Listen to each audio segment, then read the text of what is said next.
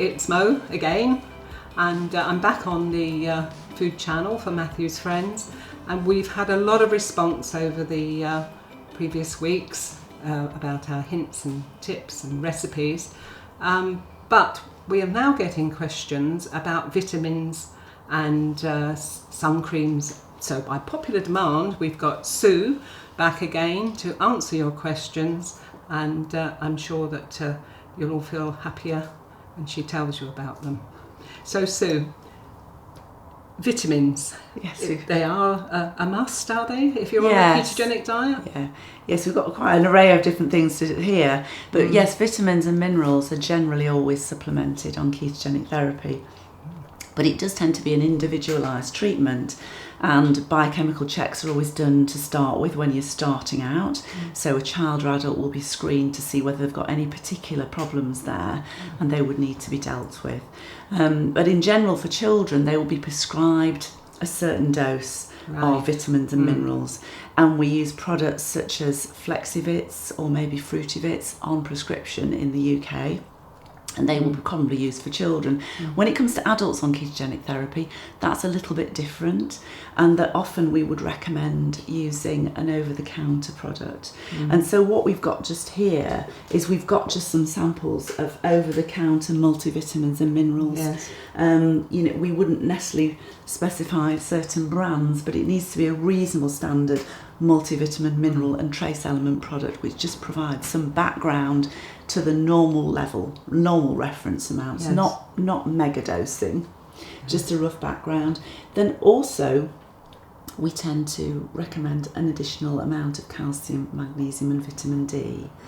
And the reason we add those elements in is because we do tend to reduce the amounts of milk and yogurts and elements because of their carbohydrate content. And so we may end up actually having a lower amount of calcium and magnesium. And so this is where supplementation in that area is important. Now with children, the supplemented products in children, the prescribed items, have got everything in them. So they've already got the calcium and everything in them, whereas in the general market, supplements are sort of split, so that you tend to have one that's a multivitamin and trace element, and then also you need to add in a little bit more calcium and magnesium. So that's why we tend to have a few more products. So it is a bit of a minefield, and the key thing is just, if you've got any uncertainty at all about what you should be using, speak to your keto team. Yes. Speak to your dietitian, speak to your doctor that's involved in your therapy, because it may well be there are specific elements that need to be enhanced for your particular case, or depending on how your diet is working. So if you're unsure, always speak to your keto team about your products or anything new that you want to try. Right, so in a nutshell it is that children are going to be catered for through their medical team, prescribed, and adults can get the advice they need from their keto team.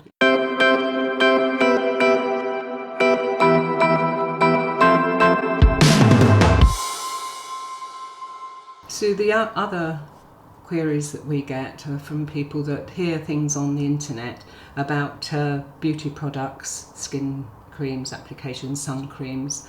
What do you feel about these? Are they unfounded? There is obviously some degree of confusion about that, and there's actually different clinical practice between the UK and Europe, I believe, and the US. In that, in our clinical practice in the UK, we wouldn't suggest that people change their shampoos and elements that they used on their child's skin unless there was a particular individual response or reaction, which could be completely unrelated to the ketogenic aspect, which is obviously to do with the actual fueling of the body and the biochemical changing within the body. So yes, we wouldn't suggest that things have to be adjusted unless they're being consumed. If something's being consumed orally, then that has got a more significant potential to make a difference. Yes, of course. But if it's actually going to be applied to the skin, then there is going to be a limit to how much transfer, and so we wouldn't be indicating a change. I mean, the only thing to be aware of is that in the circumstances that those elements might be used in, for example, if we're talking about sun creams, would always be used when an individual was going outside, exposed to bright light, exposed possibly to heat, maybe excited, or the circumstances around sun cream use are very varied. Yes. And so it could well be that if there is a problem or perceived a problem with sun cream, it's very important to take into account what's going on at the same time as that sun cream is being used. Of course, yes. And it may well be that an individual doesn't get on very well with some of the ingredients in certain products, but that's going to be fewer people. That's going to be a few people rather than being a vast number of people. So it is always down to individuals, really. Well, Sue, toothpaste, that does go in the mouth. Yes. Is that a problem? Well, now toothpaste is a product that goes in the mouth. We ideally only use very small amounts, just a pea-sized dollop on our toothbrush, and we don't generally consume it. We don't normally swallow it, we normally rinse and spit. So the elements in the toothpaste, such as sugar alcohols, which are obviously a sweetener, Yes. which do provide small amount of calories, they're in there in tiny amounts, and then there's some artificial sweeteners in there again, because of course toothpaste can't be made of a product that can be fermented by the bacteria in the mouth. So otherwise our teeth would rot. Yes. So there isn't generally sugars, No. fermentable sugars in toothpaste, otherwise it just wouldn't really work. And so we would suggest that a toothpaste, small amounts of a standard toothpaste is used, and that you rinse and spit. But even if you did swallow a small amount of the toothpaste, it's very unlikely to make a significant difference to ketogenic control, in that the carbohydrate presence in there is really quite small, and it's generally related to sugar alcohol content. Yes.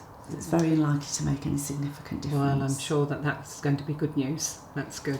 Thank you.